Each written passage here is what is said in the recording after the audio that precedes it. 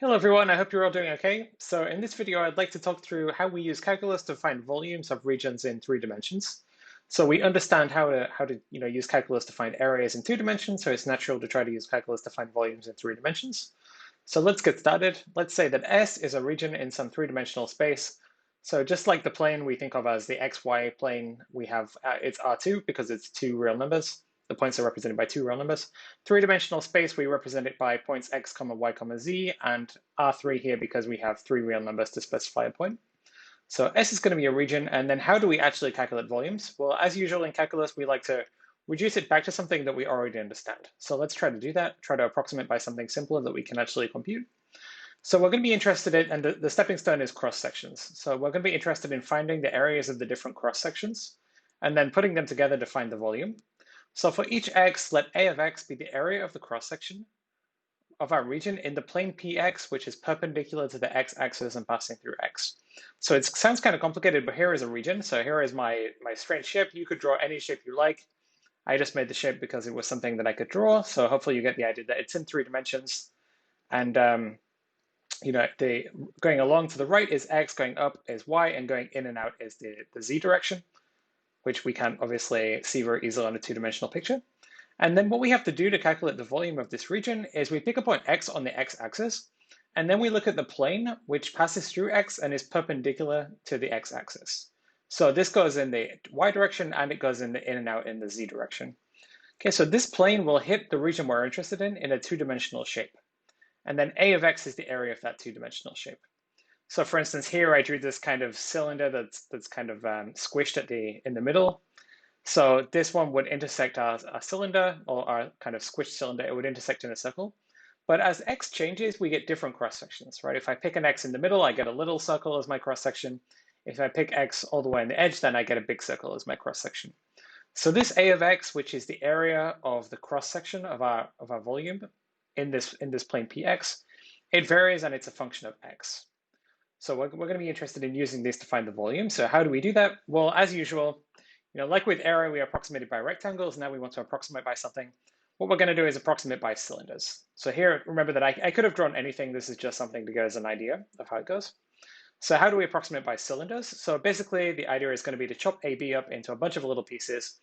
And on each of those little pieces, we approximate by something that has constant cross-section, meaning that it is a cylinder. Maybe it's not a circular cylinder, but it's some kind of cylinder, meaning the cross-section is constant. Unlike in this shape, the cross-section is not constant, obviously. Okay, so we're going to approximate by simpler pieces. So as usual, we're chopping up AB up into a bunch of bits. We've already seen how to do that, right? We use the same systematic method. We chop AB up into n pieces of width delta x, which is b minus a over n. These have endpoints xi, which are a plus I done delta x. And then we choose sample points, which are xi star and xi minus 1 to xi. So this is the same thing as we've already studied for areas. And then now we're going to do something different because we're interested in a 3D volume rather than a 2D area. So in each little interval that we get, we're going to approximate the part of our shape between between xi minus 1 and xi by a cylinder. So by a cylinder, I mean a piece which has constant cross-section. And that cross-section is going to have area A of xi star. So the area is going to be the area of the cross-section at the sample point. And the height is going to be delta x. So let's see what that looks like on a picture. So here you can see the same region as before. Between xi minus 1 to xi, we pick out our sample point xi star. And then the idea is that at xi star, we look at what the cross-section is. So the cross-section is some kind of small circle in this shape. And then between xi minus 1 and xi, we just approximate our general shape just by a cylinder that has the same cross-section as the cross-section at xi star. So I kind of stretch out from xi star, I get a kind of cylinder shape that approximates our region. And I didn't draw it over all the other regions, but you can imagine, say at the start, we would be approximating by lots of large cylinders. At the end, we're approximating by large cylinders. In the middle, we're approximating by smaller cylinders. So they're not exactly the shape because this is not a cylinder shape, but they're very good approximations. And now the advantage of having cylinders is that they have constant cross sections. So if we want to find the volume of this little cylinder, which meaning that it has constant cross section, then the base is constant, right? It has area A of xi star, which is the area of the cross section at our sample point. And the height is delta x. So we have the area, we have of the base, we have the height. And then because the base is constant, we just multiply to find the volume, right? So the volume of each cylinder is going to be A of xi star times delta x. So this is one approximating piece. If we want to approximate the whole thing, we add up these little cylinders that I didn't draw, but you can imagine. So we want to add all these up. And then this is just an approximation. So to get better and better approximations, we should take n and n larger, which means we chop into smaller and smaller pieces. And then as n goes to infinity, we will get the true volume. Okay, so you can imagine chopping up and approximating by lots of little cylinders. And as the cylinders get smaller and smaller, you better approximate your shape. I guess maybe something like how a 3D printer would work. Not that I've ever used a 3D printer. Okay, so let's see. So now we can make the definition of volume, which also agrees with our everyday idea of volume. So let S be a solid that lies between x equals a and x equals b, just like the one I drew, but it could be any solid you like. And let's suppose that we can calculate these cross-sectional areas A of x. And since it depends on x, as we said, we get a formula. Depending on x, we'll get different things. We'll get a function of x. And then we can integrate it. And if we integrate this from a to b, we get our volume. So to find the volume, we have to find the areas of the cross-sections. They depend on x, and then we just integrate them from a to b, from when the volume starts to when the volume ends. And this is because when we add up the areas of these cylinders and we take the limit, it's exactly the same limits of Riemann sums that we already studied. The only thing that is different here is that instead of the function values, we have the cross-sectional areas. So instead of the integral of the function, we get the integral of the cross-sectional areas. Okay, so let's see how that actually works on an example. So we know that the volume of a sphere of radius r is 4/3 pi r cubed. Or maybe to be more correct here, I should say ball, so including the inside. So let's see how that actually happens from this perspective. Let's check that the definition we just gave makes sense. Okay, so let's place our sphere of radius r at the origin.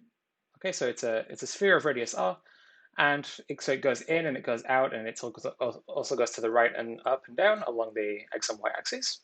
But there's this in and out dimension that we're not quite seeing on the picture. And then we want to calculate the volume. So remember how we said to do that, we should pick a point x on the x-axis, look at the cross-section through the plane which passes through x and is perpendicular to the x-axis, and then try to think what our shape looks like in that plane, and then find the area of that. That's going to be a of x, and then we have to integrate it. So if we take a plane which passes through x and is perpendicular to the x-axis, it's going to intersect our circle it's going to intersect our sphere in a circle, right? So you can kind of imagine if you have a globe or you have a football or something like that, if you slice somewhere, you're going to get a circle. So we want to find the area of that circle. Okay, so how does that circle come about? So the circle comes about from kind of rotating. You can imagine this point on the circle is going around, and that's going to give us the boundary of the circle, which is the cross section. So we're going to get a circle that has radius y, where y is whatever is an equation for the curve here. So this circle has radius y. So how do we find y? It's a y value. So we remember that we can parameterize this circle in the xy plane by x squared plus y squared equals r squared. So if we use that, we can rearrange. We get y equals plus the square root of r squared minus x squared. So in other words, px, the plane through x perpendicular to the x-axis, it intersects the sphere in a circle, and that circle has radius square root of r squared minus x squared. Okay, so now we can actually calculate a of x, right? A of x is supposed to be the area of the cross-section. We have a sphere of radius, whatever this is, as our cross-section. So we just have to do pi times the radius squared. So a of x is going to be pi times this square root squared. So we're going to get pi times r squared minus x squared. So because the cross-section is a circle, we calculated its radius. We do pi times the radius squared. That gives the area of the cross-section. Okay, now all we have to do, that's the hard part. We just have to now integrate the cross-section, the cross-sectional area. And we're going from x equals minus r all the way up to x equals r, right? We're getting all the different cross-sections from minus r to r, so we have to put those together. So we integrate from minus r to r the area of the cross-section, which was r squared minus x squared. With respect to x, the r is just a constant, so we don't have to do anything with that. If we take the antiderivative, sorry, here, since the region is symmetric around the origin, from minus r to plus r, and the thing we're integrating is even, instead of integrating from minus r to r, we can do twice the integral from 0 to r. Remember, that was one of our symmetry rules. And then we can find the antiderivative. So since r does not depend on x, r squared is just a constant. So we just get r squared x as our antiderivative. And then x squared, the antiderivative is x cubed over 3. And then if we plug everything in, we will get r cubed minus r cubed over 3. And then we plug in 0, those disappear. So we have 2r cubed over 3 on the inside. Okay, we get 4/3 pi r cubed on the outside. Okay, so this makes sense. We recovered the volume that we know and understand from the volume of a sphere. Okay, so let's see another example. And in a lot of the examples we're going to see, and also the ones we're going to see in a little bit, the cross sections are going to be circles or maybe washes. But this method also works when the cross sections are not circles. So let's do an example where the cross sections are not circles. So let's try to find the volume of a pyramid whose base is a square with side length L and whose height is h. And we're free to place this pyramid however we like. The volume doesn't depend on how it's placed. If I move it around, it's going to be the same. But to make the calculation as easy as possible, let's put the apex of the pyramid at the origin. And then let's make the axis that runs through the pyramid to be the x-axis. So the x-axis runs exactly down the center of the pyramid. And then here is everything displayed on the picture, right? It has height h, and the base is a square with side length L. So there is L over here and L on the other edge. And our problem is then to find the volume. So we have to find A of x first, which is the area of the cross section at x. So if we think about a point x on the x-axis, and we make a kind of we cut through with the plane, which passes through x and is perpendicular to the x-axis, that's going to be a square, right? If the base is a square, and you can kind of imagine moving up with more planes and with cutting, each time you cut, you're going to get a square, and the size of the square depends on where you are, what x is, right? If you pick an x way over on the left, you're going to get a very small square when you cut. If you pick an x over on the right, you're going to get a very large square. So we need to find a formula for the area of the cross section in terms of x. So our first step is to find the side length of the square, which is the cross section at x. So let's try to do that. And let's look at the plane. Let's look at what's happening just in the xy plane, so we can get an idea of what's happening. So in the xy plane, as we said, the x-axis is the axis of the pyramid. It runs down the center. What is going on? So this triangle is the full, is the cross section of our pyramid just in the xy plane. If you live in the xy plane and you forget about everything else, this is what you would see. And then the cross section is this smaller, is this smaller line. So we need to figure out what is this side length s. And because we have similar triangles, right, the larger triangle and the smaller triangle are similar because the angle here is the same. We can use elementary trigonometry to find that out. For instance, L divided by H, if we do the base of the of the large triangle divided by the height of the small triangle, that's going to be the same as the base of the small triangle divided by the height of the small triangle. So in other words, S divided by X, so base divided by height here, is going to be the same as L divided by H, which is base divided by height here. So we can solve for this unknown side length S, right? S is going to be L over H times X. So this is the side length for the square, which is the cross section at X. And now we can come up with a formula for A of X, right? A of X was supposed to be the area of the cross section at X.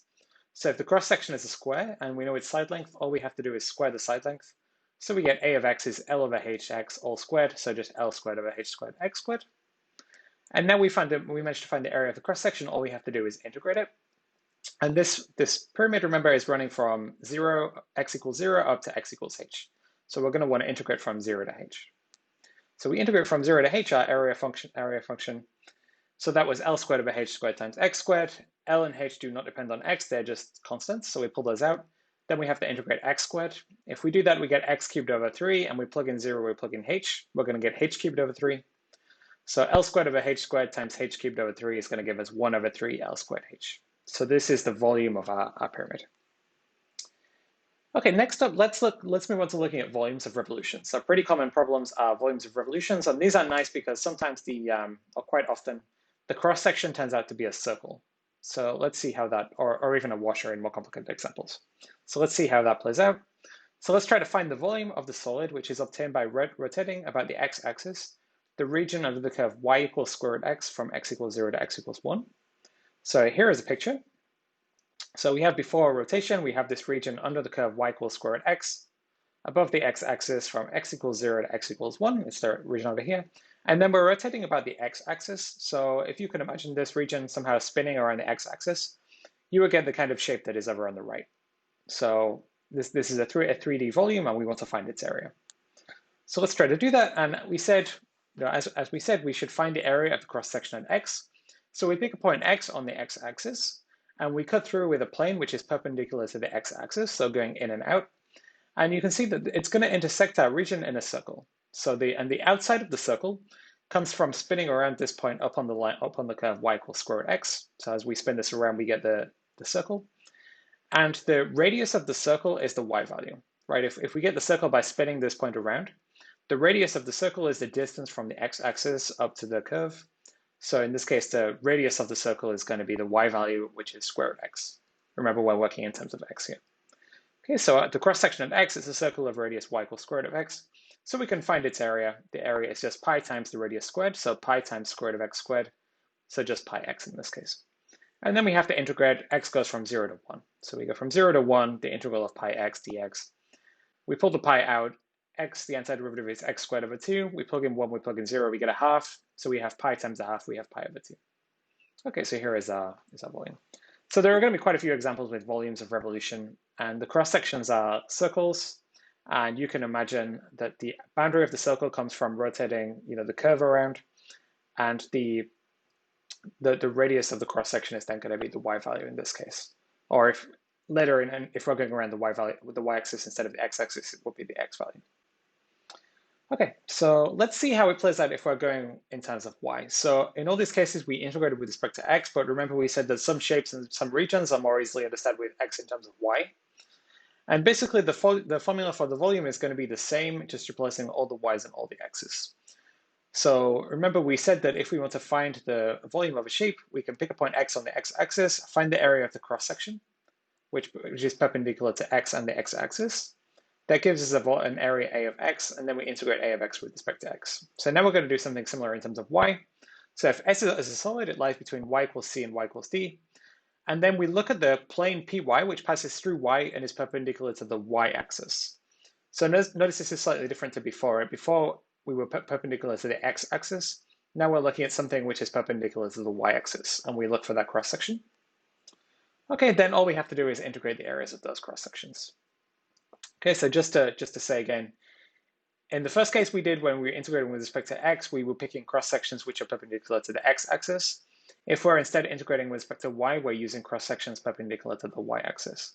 So you can pick whether you want to integrate with respect to x or y, but choose so that you have the simplest possible cross-sections, right? If the cross-sections with respect to the x-axis are simpler, then you could try to go for perpendicular to the x-axis and work in terms of x. If the cross sections perpendicular to the y-axis are simpler, then you can try to work in terms of y. So choose whatever gives you the simplest cross sections.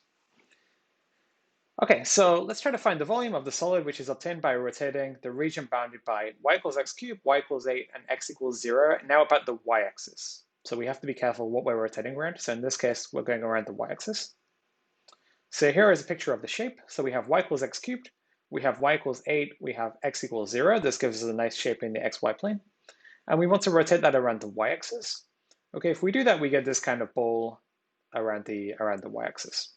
So now if we think about the cross-sections, the cross-sections perpendicular to the x-axis would be very complicated. Like they're not a simple shape. But if we look at the cross-sections which are perpendicular to the y-axis, those are circles, right? Because we get the boundary by spinning these points on the curve around, and they get spun an equal distance from the axis, wherever you are. So we should try to integrate with respect to y, because then we will use cross sections perpendicular to the y-axis, and those are much simpler. So we have to think, what is the radius of those cross sections? So we fix a point y, and we look at the cross section perpendicular to the y-axis. We're going to get a circle, and then the radius of those cross sections, the radius of those circles, is the x value, right? So the distance from the y-axis to the point, that's the x value. So we have to find the x value in terms of y. And the curve was y equals x cubed. So luckily we can solve that, and we can write x as y to the 1/3. So in terms of y, the cross section is a circle of radius y to the power of 1/3. So that now we can find a of y. Okay, so as we said at y, here, this should be the slice. The slice is a circle of radius y to the 1/3. So we do pi times the radius squared. So we have pi times y to the 1/3 squared. We get pi times y to the 2/3. And now our limits for integration are going to be the y values. So y is going from 0 up to 8. So we just have to integrate the area of our cross section a of y from 0 to 8. So we have the integral from 0 to 8 of pi times y to the 2/3. Okay, if you pull the pi out and you use the power rule, you will get y to the 5/3 times 3/5. You plug in 8, you plug in 0, subtract, simplify. You will get 96/5 times pi. Okay, but I will skip over that. Okay, so just to summarize, we said we can find the volumes of regions in 3 dimensions by looking at areas of cross sections and then integrating them. So if we want to integrate with respect to x, we look to cross sections perpendicular to the x-axis. We compute the A of x, which is the area of a cross-section. If we want to integrate with respect to y, then we were using areas of cross-sections which are perpendicular to the y-axis. And we said we should try to use the cross-sections that are simpler. And then when we had these volumes of revolution, if we were revolving around the x-axis, then the slices are going to be circles where the radius is the y value. And if we were rotating around the y-axis, then the slices which are perpendicular to the y-axis are going to be circles whose radius is the x value. Okay, that's it for today. Thanks everyone. See you next time.